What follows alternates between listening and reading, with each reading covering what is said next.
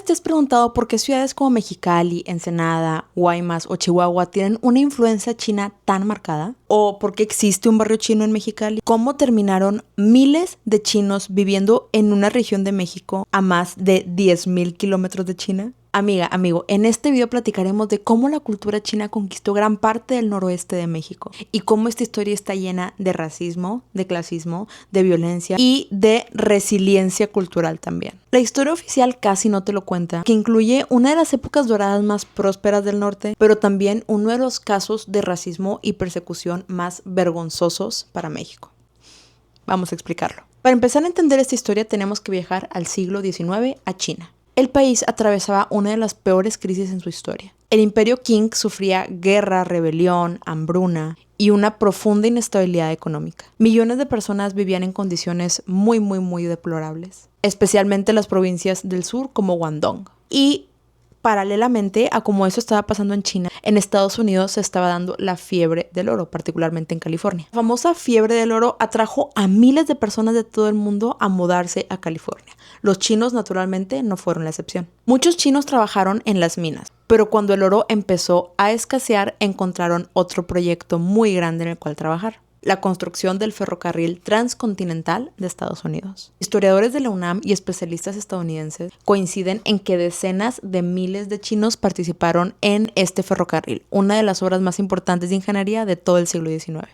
Pero, para sorpresa de absolutamente nadie, Estados Unidos empezó a generar un sentimiento antichino. Muchos trabajadores blancos acusaban a los chinos de aceptar empleos más bajos y así quitarles sus trabajos. Algunas cosas nunca cambian. Amiga, esto fue como en 1880, no creas que fue el año pasado, ¿eh? La presión fue tanta que en 1882 el gobierno de Estados Unidos sacó The Chinese Exclusion Act. Esa fue la primera ley en la historia de Estados Unidos que prohibió la inmigración de un grupo étnico específico. Por ahí empezamos, mi niño, y mira cómo vamos. Mira cómo ha evolucionado. Mira cómo han abierto carta en las diferentes etnias que no dejan pasar después.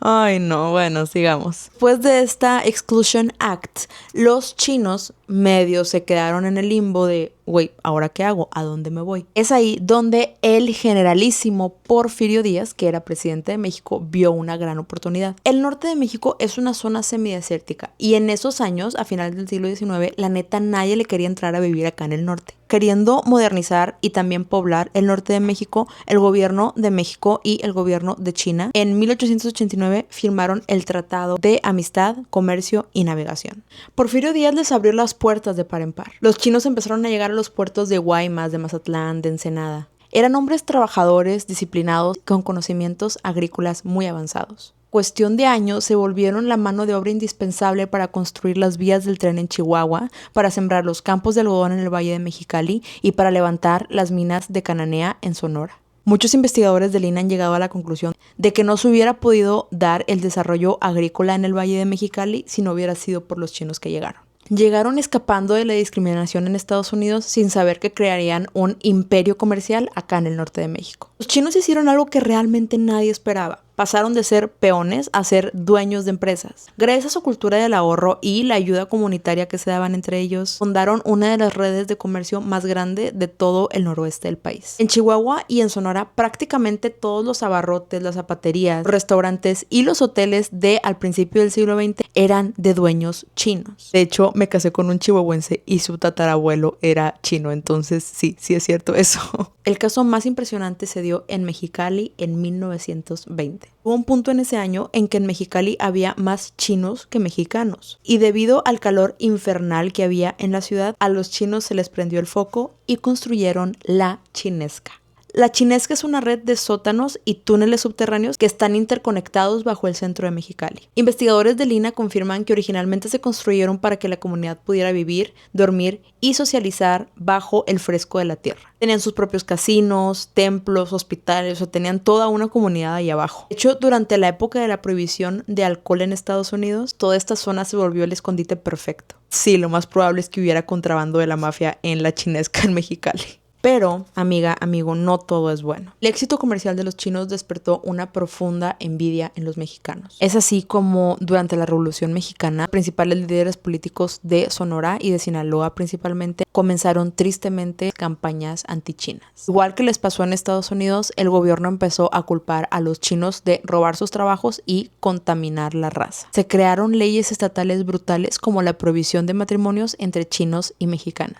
De hecho, si una mexicana se casaba con un chino, perdía su nacionalidad. Tristemente, en 1911 ocurrió la peor matanza de este tipo en el continente, la matanza de Torreón.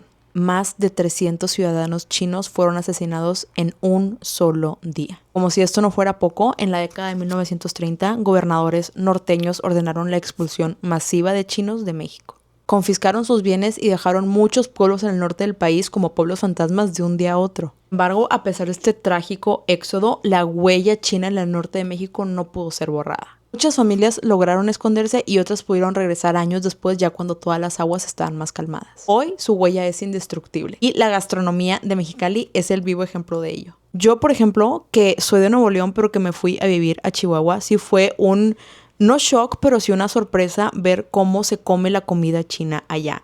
Aquí particularmente en Monterrey, en Allende, la comida china es más como de puesto, de sirven un platote de comida china blanco, ya sabes a cuál me refiero.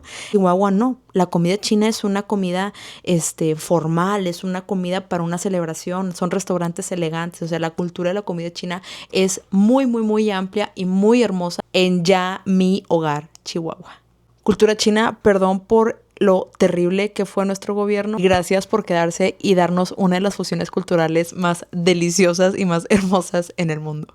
¿Tú conocías este capítulo en la historia? Déjamelo aquí abajo en los comentarios. Amigo, toda esta información la saqué del INAH, obviamente del Instituto Nacional de Antropología e Historia, particularmente los registros de la chinesca y de la matanza de Torreón. La UNAM utilicé la comunidad china en el Distrito Federal y en el norte de México. José Jorge Gómez Izquierdo utilicé el libro El Movimiento Antichino en México, 1871 a 1934 y ya. Amigos, eso es todo. Amigo, déjame en los comentarios si sabías cómo llegaron los chinos a toda esta parte de México y también si has visitado la chinesca. Yo no lo he visitado, pero me muero de ganas. Y amigos, eso es todo.